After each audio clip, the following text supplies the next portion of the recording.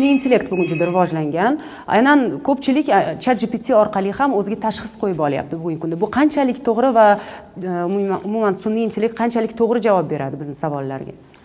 Ha, juda ham aktualniy mavzu bo'lib qoldi hozir. Juda ham. O'zimiz ham sun'iy intellektdan hozir qiziqib savollar berib ko'ramiz. O'rganyapsiz. Operatsiya mobaynida bizani qiladigan bosqichma-bosqich nimalar bordi. Ba'zan sun'iy intellektga qani mana shu operatsiyani ketma-ketligini sanab bergan va mana shu ya'ni sinab ko'rasiz. Sinab ko'rish maqsadida qilgan paytimizda juda ham katta xatoga yo'l qo'yyapti-da. Katta xato o'sha nerv yonidagi elektrod lazerni ishlatishni, kuchlanishini juda ham kuchli qo'yib beryapti-da, mana shunaqa ishlatasan deyapti-da.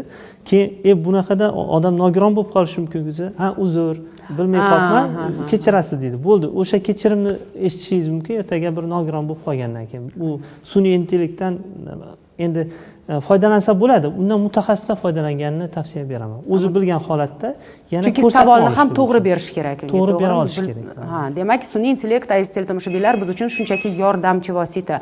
Ular shifokorni o'rnini baribir bosa olmaydi.